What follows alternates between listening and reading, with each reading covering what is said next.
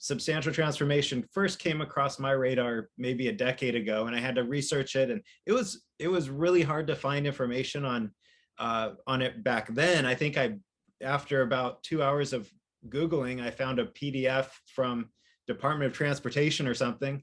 And I think that PDF is still the document that I kind of go to for help. But this is the world that you swim in. You're in there every day. You have cases, you have precedents.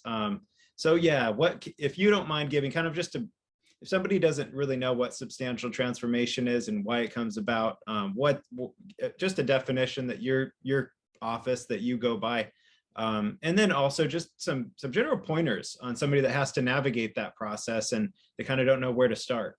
Yeah. Well, let me, before I define it, let me take it back a little bit and just lay the groundwork on this. Okay. So generally speaking, when you're selling to the federal government, you have two competing priorities, and these are binary. It is one or the other. Usually it's BAA, the Buy American Act, or the Trade Agreements Act. Mm-hmm. Okay, they do not exist simultaneously. There is a point where they trip one from the other, and usually that point when it trips one to the other is the dollar threshold of the procurement that the government's conducting. And this dollar threshold fluctuates a little bit. Right now, it's about $182,000 in 2022, and I think that'll change next in 2024. They update it every 2 years. So if the procurement's less than that, it's more likely that the Buy American Act will apply. If it's more than that, it's more likely that the Trade Agreements Act will apply. Whenever you see, sometimes you see these contracts that have both Buy American Act and Trade Agreements Act clauses in there. The only reason they should exist in the same contract is if you don't know really what the value is. But at the end of the day, if you get the contract and it's covered by one of these free trade agreements and it's over that threshold, you can officially line those out, although your contracting officer probably won't do that because he or she's not comfortable with that. But in the first place, you don't have these two things existing simultaneously. Now, helpfully, GSA on its scheduled contracts has made the executive decision that they're going to assume that their contracts are generally speaking going to be valued over $182,000. So you do not find the Buy American Act clauses in GSA schedules. It's usually just the 52-225-5 clause Trade Agreements Act. Okay, so what does the Trade Agreements Act require? It basically says the federal government shall buy products that are substantially transformed that are made in the United States or in one of these 120 plus free trade agreement countries. And a lot of these are who you would normally think of Canada, Mexico, EU. We've got Singapore, we've got Japan, Australia. But it also includes a lot of countries that the federal government says, we don't want to discriminate against them because they're small countries, and so we'll deal with them. And so it's a lot of African nations, like Mauritania is one of my favorites in there.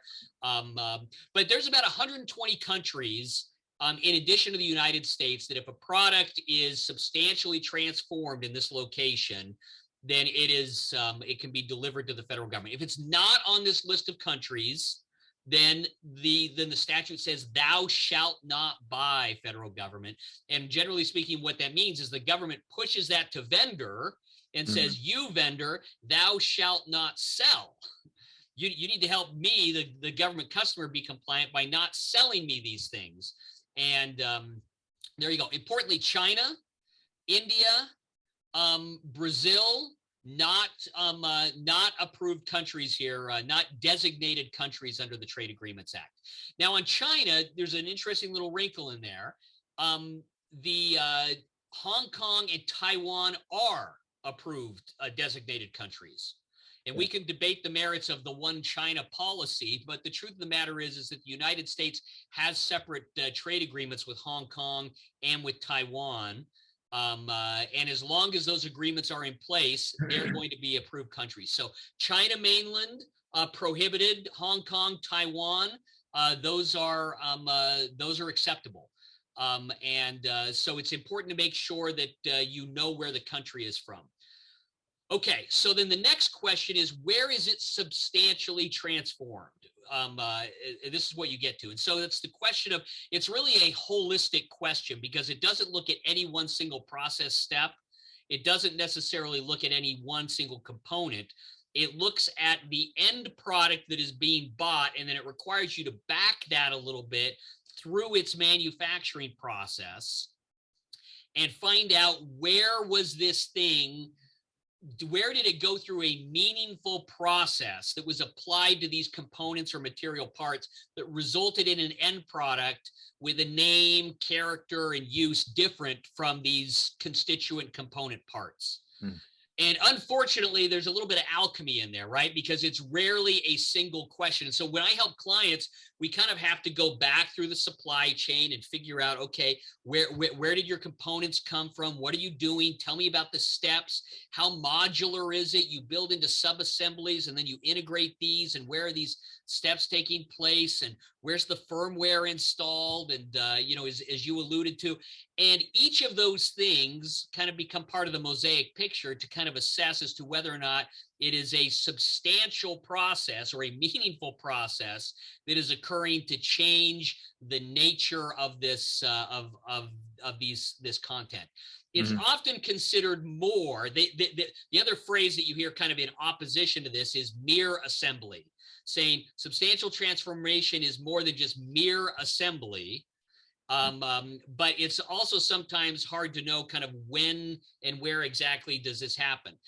Mere assembly, I often think of as kind of the IKEA test, right? Can you have an idiot like me take a box and we just kind of, I don't know, put it together with an Allen wrench over the course of 10 minutes to 3 hours, right? Depending on how complicated that IKEA set is. But the idea where it's not really, it's a simpler process and not really a manufacturing process, or more particularly, it's a simple process and not really a substantial process. And so that's often kind of one of the trigger points as to what comes up with this. I had a client once who reached out to me once, and they sold rebar reinforcing bolts, and it was a bolt, and it had a PVC frame on it, if you will, that you basically screwed on, and then you would stick the piece of rebar up through the PVC, and it would help reinforce some of this flooring. The question they said is that, without the bolt, it doesn't do its job. Without the little PVC housing, it can't connect to the rebar. It's no good unless you put it together. I said, what does it look like? And they just took it and screwed it on, and it took all of 15 seconds. And I said, that's mere assembly. I can go out on a limb and say that. And so even though the constituent parts are useless on their own, there needs to be some sort of a meaningful process that gets those together. And there you go. That's a lot of words, and I don't know that gets us to a perfect answer, but it does require some kind of a substantial change, not just into the new end product, but also a substantial change to the content or the components themselves. Yeah. It's definitely very, very complicated, and there's a lot of murky water around, that's whether the kind of the level of complexity that goes into the assembly process is met. I've come into some cases where somebody describes everything to me, and I'm trying to kind of give them some guidance. And that's when I come to you, when I don't have it, when I'm at the end of my rope. But yeah, they describe it to me, and I say, well, it could be considered a little too simple, but somebody from right off the street couldn't come in and do it with 15 minutes of training. So on the other side, it does meet some sniff test regarding complexity. So yeah, mere assembly is, it's in the eye of the beholder, really. Yeah, well, and I'll tell you, that is one of the things that I do is often I have clients call me up and they say, David, here's my problem. This is the conclusion that we've reached. Can you be an objective third party and tell us as to whether or not you think this passes the sniff test? And I say to them, yeah, look, this looks good. I've done some research here. The U.S. Customs has a lot of decisions that they've issued on these things that help kind of help us figure out what are some of the key steps, especially, these get very product specific, but, what is that, yeah, it looks like what you're doing is sufficient. It's good enough here. Or I often say, like, yeah, I don't think so. But maybe if you move this manufacturing step that you're currently doing in, say, Thailand or Malaysia, what if you brought that into Austin, Texas? That, I think, would probably tip this over. And that seems to be the most important step here. And so I've helped clients both validate or invalidate what they're doing, and then also try to improve the process there so that they can better match the principle here, which is to say supporting trade and manufacturing in the United States or in one of these 120 plus countries. Yeah, yeah. And then kind of on the flip side is just the cost buildup. So and this has always been my understanding, please correct me, because good chance I'm wrong. But on one hand, there's substantial transformation happening in a country. But on the other, here's an example. So substantial transformation happens on US soil.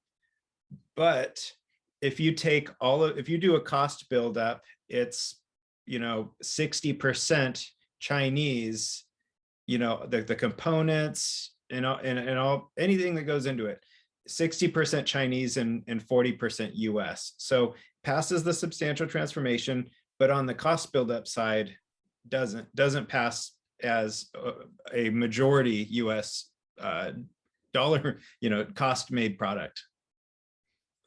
Yeah, so that's a relevant inquiry for purposes of the Buy American Act. And it's a hard thing when you find yourself, you're dealing with both regimes.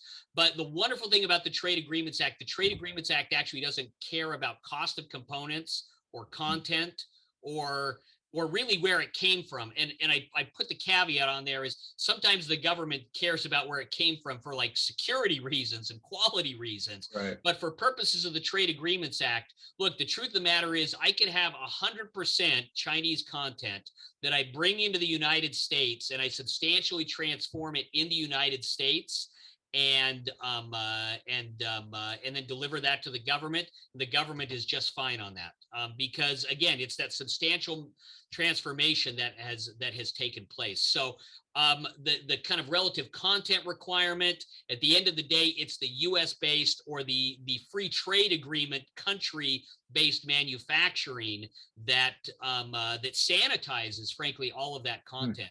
And so in that respect, the TAA is actually it's an easier administrative structure than the Buy American Act, because I really only have to check one country.